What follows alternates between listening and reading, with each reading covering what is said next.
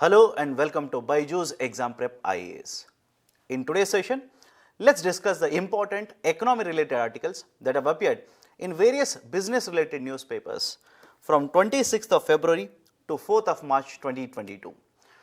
The first very important article is related to the concept of SWIFT. Now, what are the important points here?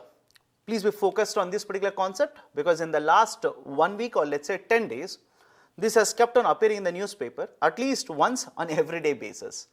So first and foremost, SWIFT essentially is an organization. It is basically a cooperative of banks which is set up in Belgium. Second, the long form of SWIFT, you'll have to remember this. Okay, remember the expansion of the SWIFT. It essentially stands for Society for Worldwide Interbank Financial Telecommunication. That is the expansion of SWIFT. Initially, it was started in 1973 and 1977. Post that, it has been made live, and using this particular system, the banks as well as financial institutions throughout the world keep on sending messages to each other. Now, what is the importance of SWIFT? Let's take a very simple example to understand the importance here. Imagine here is a particular person, ABC. He wants to send certain amount of money to, let's say, USA. He cannot directly send it to USA. What he generally does is, the bank wherein the ABC has a bank account, initially it will send the transmission or a signal through the SWIFT system itself. And once this particular signal or let's say the message reaches the receiver's bank in USA and the receiver bank approves this particular message, only then the financial transaction would be conducted. So understand this very carefully. Under SWIFT, we only send the messages. We do not send money. Please be very careful. We only send messages. Right? Basically, we are sending encrypted messages which is received by the receiver bank. Once it is approved, only then we will transfer the funds, let's say from the Indian bank to the USA bank like this. And that is the role that is played by the SWIFT system in the global market. Now, over a period of time, lot of these particular countries which are conducting trade, which are sending money from one country to another country or receiving remittances, etc., they are essentially using this particular SWIFT system to transfer funds, essentially after getting the confirmation from the receiver side or let's say the receiver institution.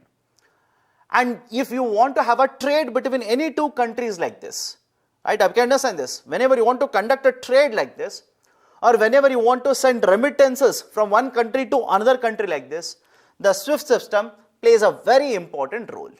Until unless, right, you are not transmitted a message, that is, understand this, until unless the SWIFT system will transmit the message, send the message to, let's say, the receiver bank here, the receiver bank cannot accept the message, cannot approve the message. And if they cannot approve the message, essentially what will happen? The funds cannot be transferred from this particular bank to this particular bank. Now, what is there in the newspaper? Essentially, the Western countries or let's say the allies of Ukraine have come together, have started imposing a lot of these particular economic sanctions on Russia. And one of the stringent economic sanctions that has ever been imposed on Russia is the Western countries are saying that these institutions in Russia will not be part of SWIFT system anymore. And when these particular, let's say, institutions are removed out of the SWIFT system, they cannot send or receive the messages henceforth. And what is the likely impact of this? The trade between Russia and let's say the rest of the world would be crippled.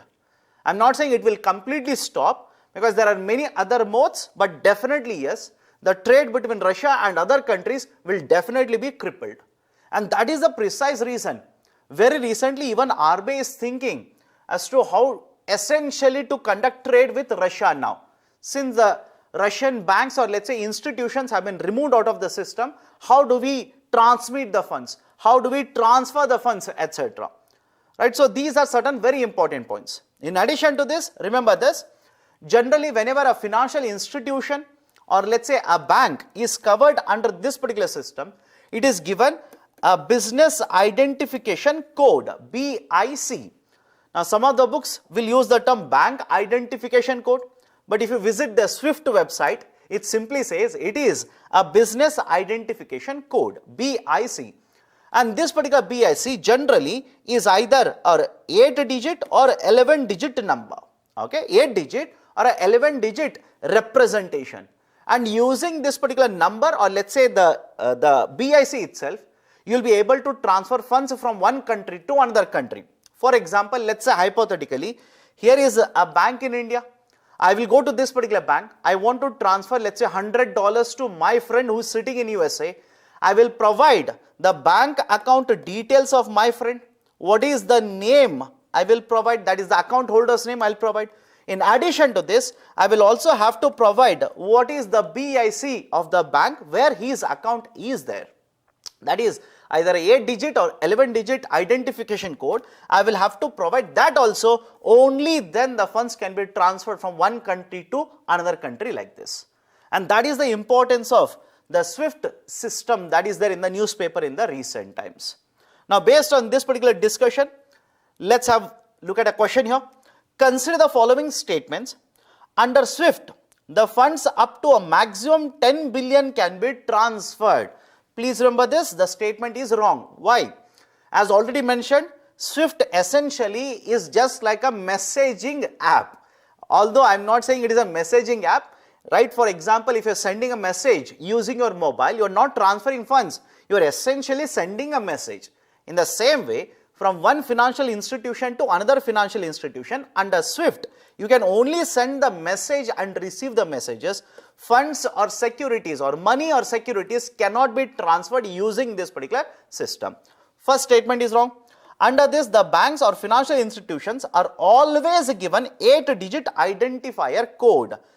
Underline the term are always given. Why? Understand this. Yes, generally these particular institutions are provided an 8-digit code, but in addition to 8-digit code, they could also be provided, or in place of 8-digit code, they could also be provided a 11-digit code. But in the statement, it says that they are always given a 8-digit code, and that is the precise reason I will simply say this second statement is also wrong. So both the statements are wrong. Right option will be option D. Neither one nor two is correct. Next article related to cross-border insolvency. First and foremost, let's try and understand what do you mean by cross-border insolvency here. Imagine these are the two countries A and B. Here is a company which has taken loan not only from the domestic market but also has taken loan from, let's say, a foreign market. Now some of you will simply say, sir, how can that happen? How can this particular company take a loan from external market? There are various routes. Best example, external commercial borrowing, ECB. So essentially what has happened here is, this company which is present in country A has not only taken loan from the domestic market, also has taken loan from the external market. Now what if this particular company has entered into insolvency? That is essentially the liabilities of the company are much higher compared to the assets of this particular company. So what if it has entered into a phase of insolvency? Now essentially because the creditors are there in different countries like this. Is it okay?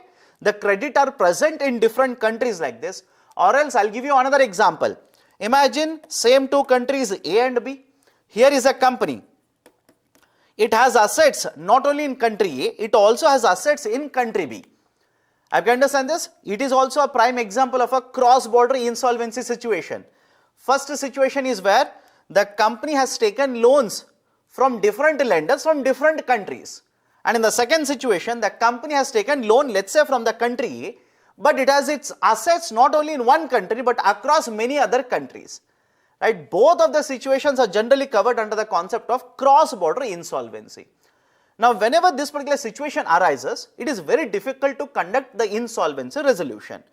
In that particular case, now the confusion will be which country should file the case against this, where should the proceedings be started, what if all the countries want to conduct insolvency resolution against the same company and want to get the recovery. Don't you think that will create a lot of confusion? That is the precise reason United Nations has introduced a concept, right, and that is being discussed here. Right? Basically, I am referring to United Nations Commission on International Trade Law. Under this, many of the countries have introduced the concept of cross-border insolvency. And essentially under these particular laws, any country where this particular company has the maximum assets, I'll repeat it, any country where this particular company has a maximum assets, that particular country will take the lead on insolvency resolution. Right, sir, what do you mean by this? Take the same example. Rather than saying country A, I'll write this or replace this with the country India. So imagine this particular company is present in India. Majority of the assets are there in India. And it has entered into insolvency resolution now. In which country or which country should take the lead to go for insolvency resolution for this particular company? Right? It should be India. Is it okay? What about other countries? Right? Basically in other countries they will have to follow the suit. They will have to file the supplementary petitions as such. So this is a basic idea for cross-border insolvency. And do we have the provisions related to cross-border insolvency under the IBC code? Definitely yes. Remember two sections here, section 234 and section 235 under Insolvency Bankruptcy Code of India essentially deal with the cross-border insolvency itself. Then what is being discussed in this particular article? The article essentially says that once we introduce the concept of cross-border insolvency and Government of India feels that the law that we have implemented for cross-border insolvency under UNICITRAL, if it is not going to lead to effective outcomes, that is case by case basis, if the result is not satisfactory for India, in such cases the Government of India essentially will retain the say in case of these particular cross-border insolvency cases. Now how it is going to be done, you will have to wait and see. It is just being proposed as of now. Once it is introduced after amendment, we will definitely have a discussion related to this. Done? So this is a discussion related to cross-border insolvency. Now based on this, I have given a question here. Consider the following statements. Cross-border insolvency is regulated under section 234 and 235 of IBC. Statement is true. As per the cross-border insolvency law, proceedings against the borrower, right, or borrowed entity or a borrower can be started in any of the countries involved. No. The proceedings has to start in that particular country where this company has the maximum assets. Any country cannot start the proceedings, only that country which has the maximum assets, right, only there the proceedings has to start. Second statement is wrong, first one is correct, right option is option A, only one. Let me go to the next article, NSE IFSC. Now first and foremost, right, what is this IFSC? IFSC essentially stands for International Financial Services Center. Okay, International Financial Services Center. Now what is the meaning of this? First and foremost, understand the basics here. This IFSC essentially is established under the Special Economic Zones Act of 2005. Remember this. This IFSC is essentially established under Special Economic Zones Act of 2005. What is the meaning of IFSC? Imagine this is a particular country, and in this country I will notify this region as, right, a financial services center or international financial services center. And in case of India, this is set up in Gujarat. Now, what is the importance of designating this region as International Financial Services Center? We will provide the financial services in this particular region. For example, there is NSE which is providing certain services in this region. Right? The Bombay Stock Exchange is also providing certain services here. There are various institutions, for example, mutual funds. Right? For example, insurance companies. There are many of these particular financial institutions which will provide the services to residents as well as non-residents from this particular region. Is it okay? Remember this. There are financial institutions which will provide the services. What kind of services? Financial services to the residents as well as non-residents from this particular region or within this particular region. But the speciality about this is, generally understand this, whenever you talk about special economic zones, SEZ, it is a part of India itself, but in terms of application of various laws, I'll repeat it, it is part of India itself, but in terms of application of various laws, we will provide certain exemptions, we will provide certain relaxation to these particular regions. For example, if when you read the idea of a special economic zones, you would know this. If there is a manufacturing unit set up within SEZ, the imports that they do, generally government doesn't impose any tariff or import duties on this particular import. There is an exemption provided, right? So that is the basic idea of a special economic zone. And what is the importance of this particular SEZ unit here, or let's say SEZ in the form of IFSC? The laws in terms of, let's say, taxation, many of these particular transactions either attract a very low amount of a tax rate, or they are exempted from paying these particular taxes to the government. And second, always remember this, whenever you talk about International Financial Services Center, the transactions which are conducted within IFSC are not done in the domestic currency, rather they are done in non-domestic currency. For example, within this particular IFSC, rupee related transactions are not conducted, right? Generally, we conduct the transaction, let's say, in foreign currencies such as dollars, euro, pound, etc. That is a specialty about IFSC. Is this the only IFSC in the international market? Or let's say, is this the only financial service center in the global market? Absolutely no.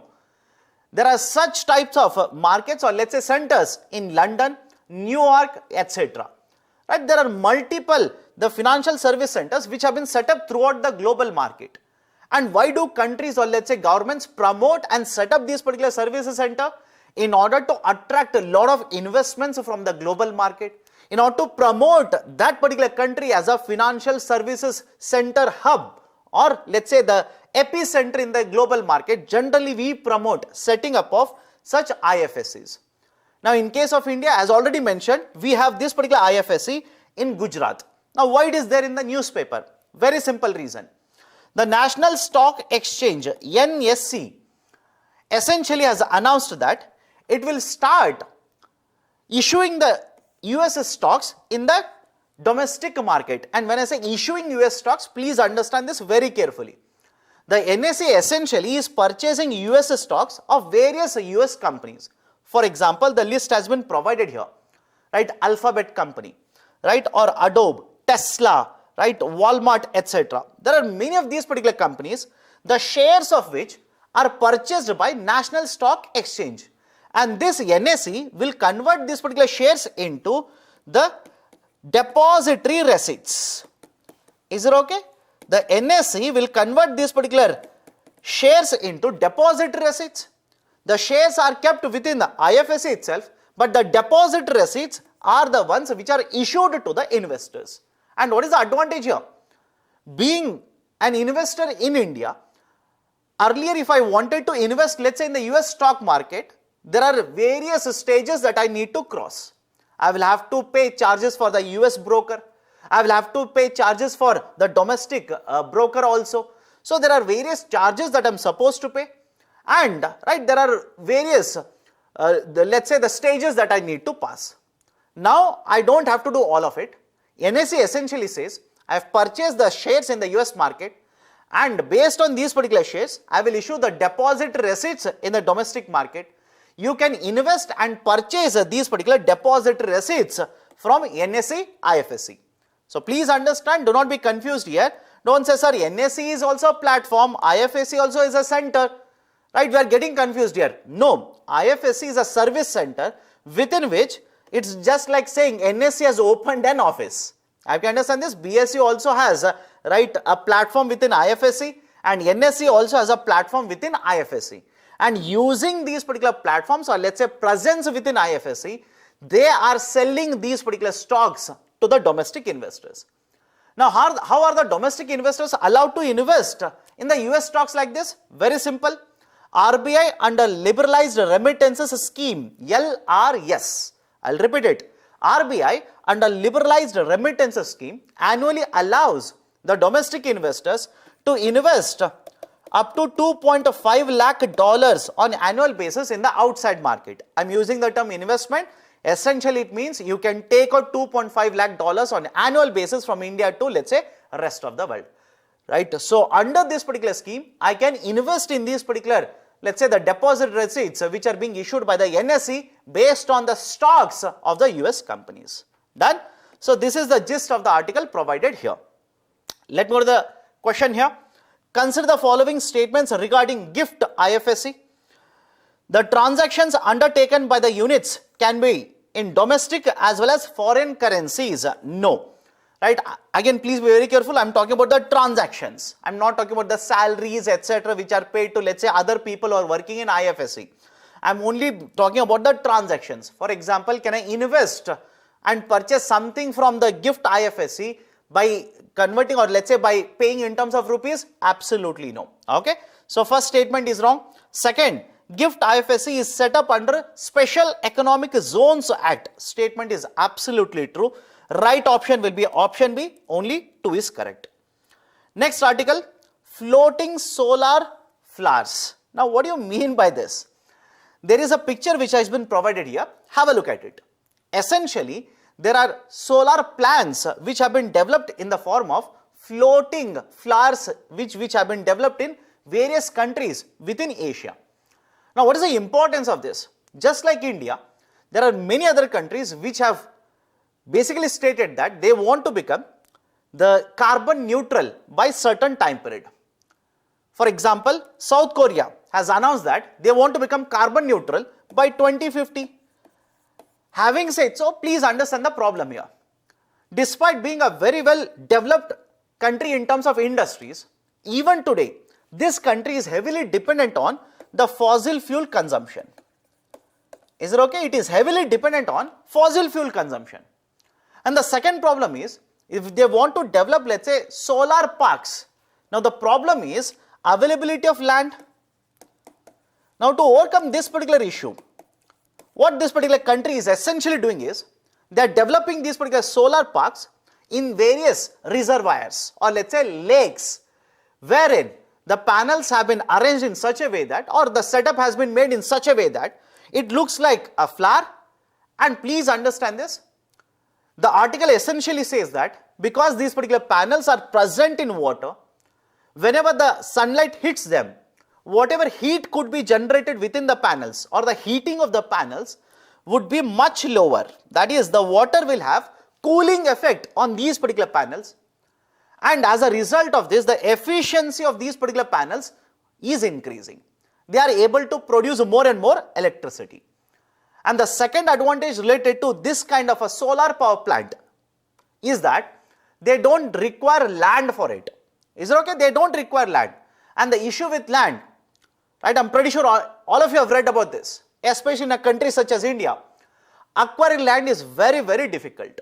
Is it okay? Acquisition of land for development of infrastructure is fraught with litigations, is fraught with huge delays, right, cost running over, etc. And in such cases where you are going to use the reservoirs, or let's say the water bodies for development of such projects, requirement of land will not be there. However, the article also mentions that because these particular panels are not normal panels, right, these are not the panels which we generally use on the land, the cost of producing these particular panels is 18% higher compared to normal panels. Is it okay? The cost of producing these particular panels is 18% higher compared to normal panels. Remember this particular fact. Then in addition to this, the article also mentions that because these particular, let's say, reservoirs are generally very nearby to, let's say, residential areas, or let's say cities or towns like this, the transmission cost would be very, very low. And generally these particular reservoirs are also associated with hydroelectric projects. So the infrastructure is already there, which can be leveraged by developing such type of solar power plants in the water bodies. And especially in Asian countries, which generally are facing the issue of land, or let's say land scarce countries such as Thailand, such as South Korea. These are the new methodologies which are being used by such countries to generate or to harness the solar energy, or let's say the sunlight, and convert that into the solar energy. So this is the gist of the article which has been provided here. Now before I go forward, here is a very simple question to all of you people. Do we have any types of solar power plants in India? Try to find it out. It was there in the newspaper last year, right? That was in the month of September. Do we have any of these particular solar power plants, right, which are developed in the water like this, right? So just try to find out, remember the name of that particular plant. Done? So this is a gist of the article. Let's go to the next one, e-invoicing. Again, in the earlier videos, we have been discussing the concept of e-invoice. I'll just give you an update which is provided here. Essentially, what has been announced now is, earlier the e-invoice was applicable to all those particular units which has a turnover of 50 crore rupees. Is it okay? Which had a turnover of 50 crore rupees. Initially, it was much higher, 250, it was brought down to 100, now it has been brought down to 15. Now, again, this has been further brought down to 20 crore rupees a turnover. Essentially, means that those particular entities, or let's say the units, which will have an annual revenue of 20 crore rupees plus, now they will have to mandatorily generate e-invoice. And what is the importance of generating e-invoice? Government of India first and foremost says that with implementation of this particular policy, which is going to be implemented from 1st of April, mind you, the number of GST registrations are going to increase. Right now, the number of GST registrations are somewhere in the range of 2.4 crore, and this is going to jump. Okay, so this is going to jump by around 75%. Second, understand this, whenever you are asking these particular units to file the data like this, or let's say generate e-invoice like this, there is a practice of kacha invoices in the market. Okay, kacha invoices in the market, right? Again, idea of a kacha invoice is very simple, informal bills. It is essentially nothing but informal bills.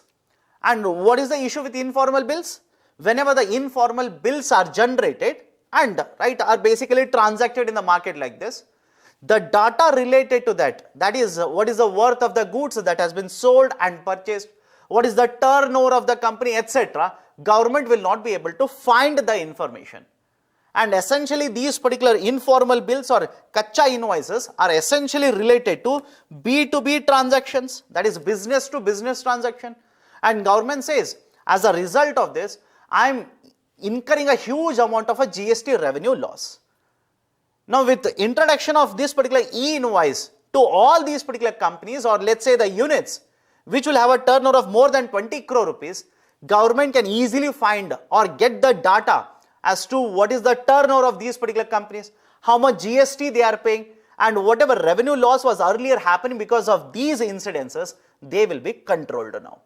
Right? That is a very, very important point related to the introduction of e-invoicing, right? Or let's say reducing the threshold in terms of turnover for generating of these particular invoices. Done? So this has been announced by the government very recently. Please be very, very careful. In addition to this, the government clearly states that if a particular company doesn't generate the e-invoice, right, it will not be provided, right, with input tax credit. Right? They cannot claim the input tax credit if they do not generate the e-invoice. Done? So these are some of the very important points. Please go through this particular discussion. Next, in the same context, I just want to discuss one more idea here. E-bill system. Okay, the idea of e-bill system. Now, if suddenly in the UPSC prelims, if they ask you e-bill system, some of you, I'm not saying all of you, some of you would be confused. Because just now we have discussed e-invoicing. You will think that the term e-bill system that I am discussing now is again same as the e-invoicing itself. And that is the precise reason, although a very small article was given in Hindu, I have picked up this article. Why? First and foremost, e-invoicing is different, e-bill system is different. Do not be confused in the UPSC exam. E-invoicing is related to GST. E-bill system is generally associated with the government. Right, what kind of transactions? Government and let's say the supplier transaction or vendor transactions. What do you mean by this? Imagine here is a ministry. It has sourced or it has purchased something from a vendor or a supplier. Now this particular ministry has to pay money to the vendor. Now until now, right, until now what used to happen is this particular vendor would go to the respective authority, submit the physical copy, right, or let's say the hard copy of the bills. And most of the times when the interactions will happen between, let's say, the bureaucrat or let's say the official as well as the vendor, there are cases of, let's say, not having full transparency in the system. Again, I'll not use the exact term, but you know what I'm talking of. There might be instances wherein the bills which are submitted by the vendor are delayed, right, or there is a quid pro quo system which is being favored by these officials, or there is, right, so much of paperwork generally, right. Again, I'm not saying there is something wrong here, I'm simply saying because of very high amount of a paperwork, right, the file which moves from one table to another table could get delayed. Now, in order to address all of these particular issues, to improve transparency in the system, Government of India has launched e-bill system. And remember the next point here, e-bill system has been developed by Public Finance Management System, PFMS, very, very important. The e-bill system has been developed by PFMS, right. Where do you come across this concept of PFMS? Generally, when you discuss the budget, transfer of funds under various types of, let's say, schemes, the idea for PFMS is associated with that. Now, this system has been developed by PFMS. What is the advantage here? Imagine, let's take a very simple example. Imagine you are the government, or let's say you are the department within the Government of India, and I'm one of the suppliers to you. I will supply the goods to you. Now, I don't have to come to the office and file the documents. I don't have to give the physical, let's say, hard copy of the bills and wait for it. No. Government simply says, use your digital signature. Is it okay? Use your digital signature, or else if you do not have a digital signature, Aadhaar authentication can also be used. That is what the Government of India document says. Use a digital signature. In the online system itself, please submit the digital copy of the bill. Is it okay? Please submit the digital copy of the bill. You don't have to go to the office now. You might be in some other state. You might be not be in a position to go to office, or you feel that if I go to office, there could be a quid pro quo system. You don't have to be worried. Simply submit these particular documents, that is the digital copy of the bills, in this particular e-bill system. That is the first thing. Second thing, government now says, if you are filing all of these particular documents in the digital form, there will not be any requirement of printing these particular documents. So the whole process of filing the document, getting the money from the government will become paperless. Is it okay? First one is transparency. Second one is the whole process will be made now what? Paperless. And the third advantage here is, once you file this particular document, right, essentially government says we will follow a process of first in and first out, FIFO, first in and first out. That is essentially, imagine you have filed the bill today, right, initially the first preference would be given to you compared to, let's say, somebody else who has filed the bill, let's say, after 3 days or after 4 days compared to you, right. So first in, first out, a system would also be implemented. So these are some of the very important advantages that the Government of India has associated with the concept of e-bill facility or e-bill system, which has been launched very, very recently. Done? So these are some of the points. Please be very, very careful. Next, health star rating. Health star rating, HSR. Now, what do you mean by health star rating here? I'm pretty sure all of you have gone to a, let's say, a superstore, or let's say a shop. You have purchased certain processed foods, or let's say fast foods, right? You have purchased it, it is there in a package form, and generally if you turn the package, lot of nutrition related information is provided in the back part of this particular package. Is it okay? For example, you purchase, let's say, a packet of chips, just turn it over. In the back part, is it okay? On the latter, or let's say second half of this particular package, nutritional related information is provided. Now, generally understand this, right? That is the practice that is followed in case of India.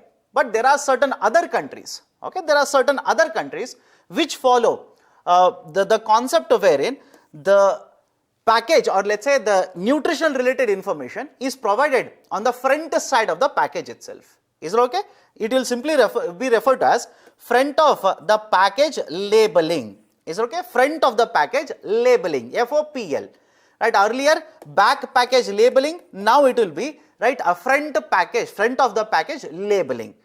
Understand this particular concept of FOPL, it's not new. Many of the developed countries are actually using the concept of FOPL.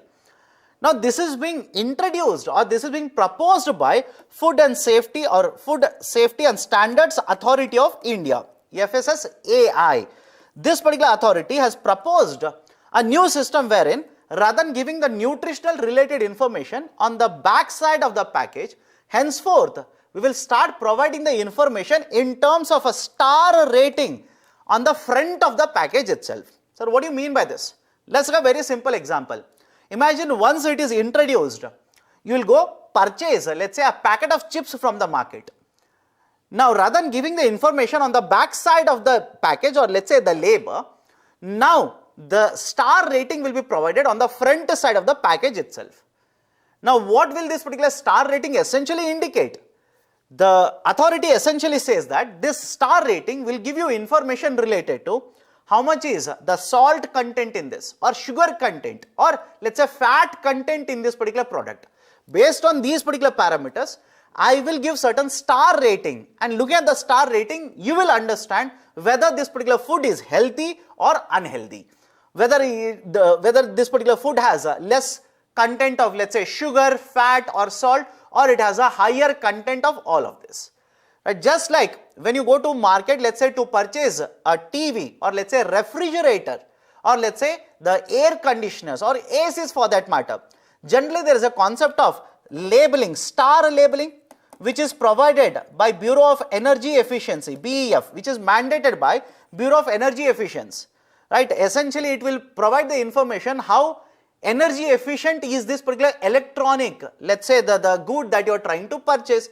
In the same way, now we have proposed a concept of health star rating in case of all the processed foods or packaged foods. Is it okay? This is being proposed in the context of all the processed foods or packaged foods. Although the FSSAI had various options, right? Initially it thought of providing let's say danger signals on this particular packaging, or they initially thought of right one more concept wherein the traffic light labeling could be used or traffic lighting concept could be used, but finally they have settled to the concept of health star rating. And once it is implemented, again as of now it is stated that initially it will be voluntary, it will be implemented on voluntary basis, and after a certain number of years it will become mandatory for all of these particular processed food manufacturers as such. Having said so, remember this also, the products related to let's say the milk as such or milk and milk related products, these have been exempted. These have been exempted right from the concept of health star rating. Done? So these are some of the very important points related to the concept of HSR which is there in the newspaper. Now based on this, I have given a question here. Consider the following statements. India will be the first country in the world to have front of package labeling FOPL on food products. Absolutely wrong. There are many other countries, especially developed countries, which have already implemented FOPL. Second, all processed foods will be covered under HSR. Again, I am saying this very carefully. This statement is wrong. Why? Milk and milk processed products or milk related processed products have been exempted. Okay. So both the statements are wrong. Right option will be option D, neither one nor two is the correct statement. So these are the various articles as well as the questions related to these particular articles for the duration 26th of February to 4th of March 2022. If you like this particular initiative, kindly hit the like button and provide your valuable comments in the section below. And if you have not yet subscribed to BYJU'S Exam Prep IAS, kindly do now. Thank you. Have a great day.